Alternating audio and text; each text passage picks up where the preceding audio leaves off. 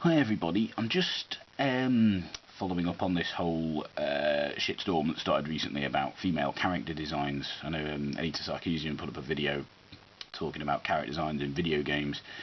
I've commented on that a little bit on that subject, but I have to be honest, I don't know a lot about video games. They don't really interest me all that much, partly because I'm a bit shit at them. But it did get me thinking about, more broadly, about male and female character designs in popular culture in general. And I was thinking, because I've been doing a couple of drawings recently for one of my various projects, creative projects, and I'm still sort of learning the ropes with drawing at the moment, so obviously I'm a bit limited by what I can do. I've always found women a bit more difficult to draw than men, to be honest. I've always found it a bit more difficult, assuming that they have to actually be seen as women, not as androgynous in any way.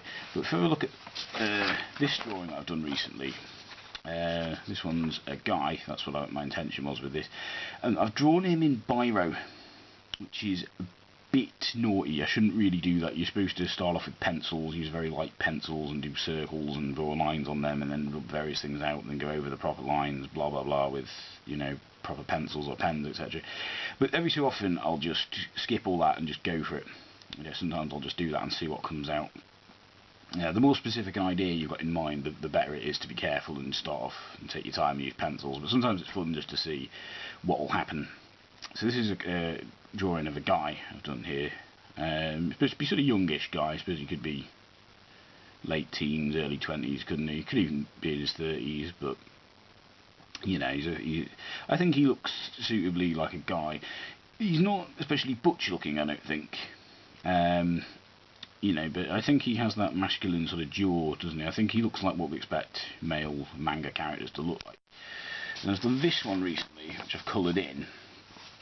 I'll just try and get so we can see both of these. Hang on.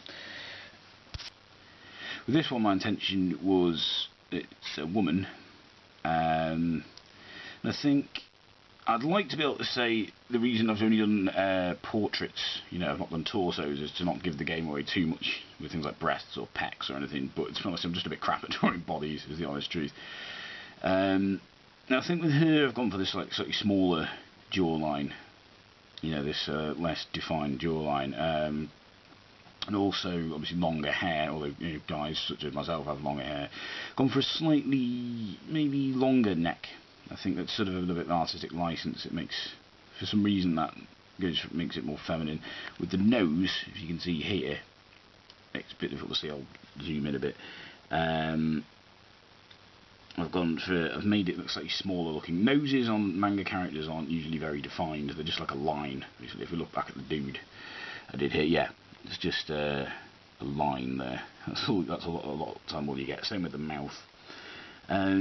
This character is quite stern looking, you know, quite aggressive looking, which is perhaps not something we as a sort of chauvinistic society think of as a feminine quality. But, you know, manga characters are often martial artsy type warriors, aren't they? So, you know, a lot of the time they look quite stern. And I did go, of course, for a little bit of a marker, this loop earring, which I found just made it, for some reason, yeah, it does just make us think, oh, that's more of a female character. Should we think like that, or should we not? Should we start trying not to think like that? I don't know, but that's what I went for there. I did deliberately put that there just to try and give the character a slightly more feminine quality. But let's think about this. I mean, that said, I mean, I suppose this character could be, you know, just a slightly gamine, sort of, you know, effeminate boy as well. But then I also think, why would I be bothered if someone mistook this character for you know, a sort of effeminate boy? Why would that be a problem?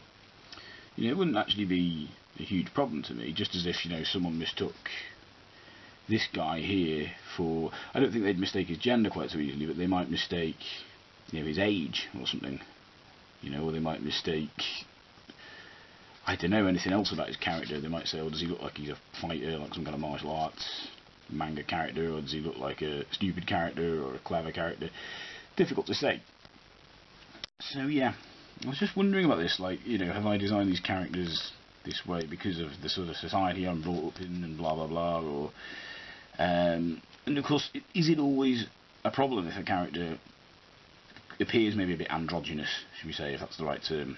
You know, it's not always immediately obvious what their gender is. I think, for me, you know, we've obviously got a guy, a very typical looking guy here, and perhaps fairly typical looking woman as well. But I'd be interested to hear people's thoughts on this kind of thing. I mean, for these characters, I do want them to be identifiable as male and female, but at the same time, yeah, not too bothered if they're mistaken for others. I did a manga drawing on the cover of my latest album, and my brother helped me with the artwork. Basically, I gave him my initial drawings, and he did a few things to them and got them so they'd work with the graphics for the cover of my album. And he actually said, "Oh, I didn't realise that was a female character. I thought it was a boy." And I thought, well, that's okay, because she was just a sort of tomboyish kind of character anyway. So I don't really mind that. You know, there's nothing. I don't think there's anything wrong with that. So, but I'd be interested to hear people's thoughts on this kind of thing, because I mean, I am a bit limited because I'm still learning the ropes with this kind of drawing. I'm a bit limited in terms of my skills, so I can't. Sometimes I do have to fall back on these obvious markers like the big earrings, or you know, things like that, or the jawline, to try and give these characters a certain gender distinction. And sometimes that is necessary, you know, with some stories if you're trying to tell them. Sometimes it's not. So I'm a bit limited by that. But I don't quite know where I'm going with this. I just thought I'd be interested to hear people's thoughts on this topic. Basically, let me know what you think anyway. Goodbye.